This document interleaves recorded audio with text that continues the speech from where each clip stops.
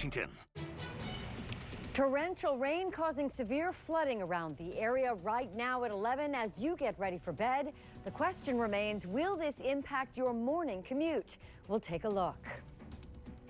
And then another look at the forecast. Will this weather roll out of here soon?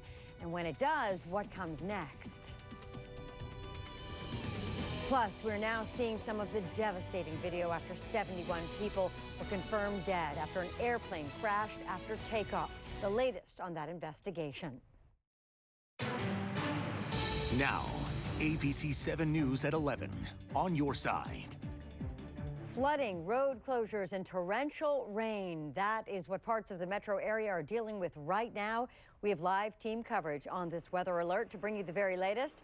We're going to check in with Richard Reeve in a moment. He's in Prince George's County, where flooding is causing issues on the roads. But first, we need to check in with meteorologist Brian Vandergraft with an update. Are we done with the rain, Brian? The heaviest rain is out of here, Kimberly, but I cannot promise we won't see a few more light showers out there. And we'll check in with Richard Reeve because that's where the heaviest rain fell earlier today. And flood warning still in effect for portions of Charles and southern Prince George's County till 12:15 a.m. and for portions of central Prince George's over into Anne Arundel till 3:30 a.m. You already see the water is still running over those roadways. Now, if I look outside across the area this evening, what we'll talk about is the fact that we have very temperatures that are mild now, but those temperatures are going to be dropping back and some cooler air will be moseying on here. You're going to feel the difference. In fact, as you make your way out the door tomorrow, what should you expect? Well, let's show you what to expect. Early in the morning, early risers heading out to school, there could be some showers out there still. We're talking about the potential for a little bit of rain tomorrow morning. I bet is metro south and east, but nonetheless, we'll be keeping an eye on those showers between 5,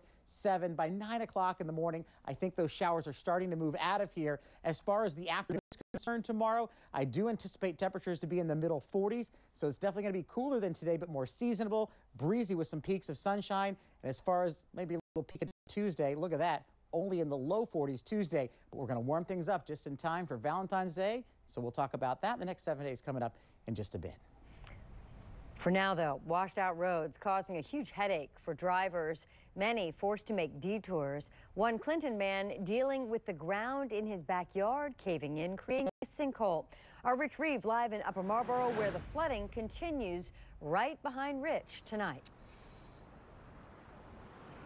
Yeah, Kimberly, that's right. The rain has finally fallen, but the fallout continues. Look at this. This is the west branch of the Patuxent River, overflowing over River Street. Look at that, completely overcoming that road right now. This was not the only place with water woes.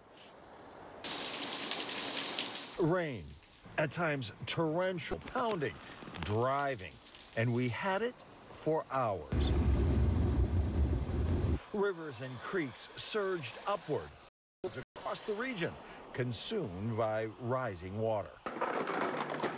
Some drivers took their chances.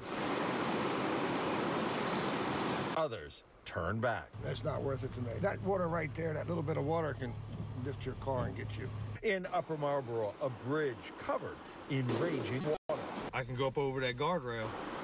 Some drivers spent time looking for alternate routes around the ponds of water ahead. This dude really wants to go through?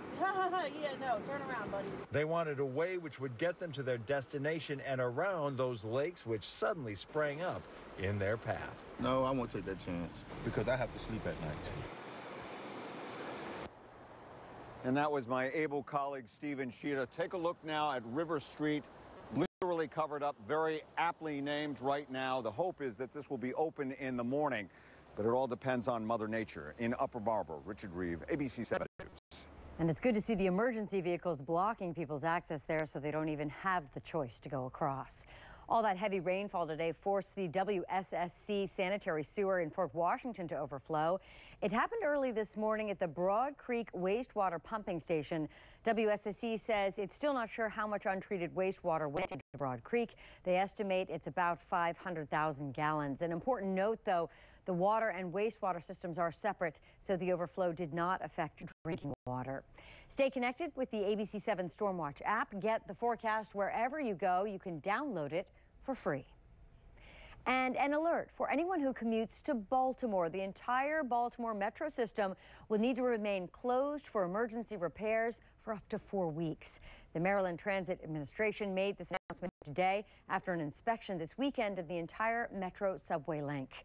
Governor Larry Hogan has announced $2.2 million in emergency funding to run shuttle bus bridges along that route. The free shuttle bus service will begin 5 a.m. Monday. Buses will stop at all stations Monday through Friday from 5 a.m. to midnight and Saturdays and Sundays from 6 a.m. to midnight. And now to just a horrible story. New information. A D.C. man was arrested more than a month after a woman's body was found in the trunk of a burning car in Southeast. Ashton Briscoe is charged with first-degree murder. Police say that Karis Lewis was shot multiple times on Adrian Street back in December before she was set on fire. An update to a breaking news story we brought you earlier. D.C. police say it was actually 3 people who were shot on Southern Avenue in Southeast. They previously reported 4 people were hurt when shots rang out. The 3 men are expected to survive. As you can see, their 2 vehicles were damaged in this shooting. Right now, there is no person of interest. And tonight, more Ku Klux Klan recruitment flyers found in Loudoun County. This comes one day after the community gathered to denounce the hate speech on these flyers. Q McCrae is at the live desk now with details of the latest incidents. Q? Yeah, Kimberly, Leesburg police say they received more reports of KKK material found in driveways. Now, the propaganda flyers were placed in little baggies with a CD and others containing birdseed.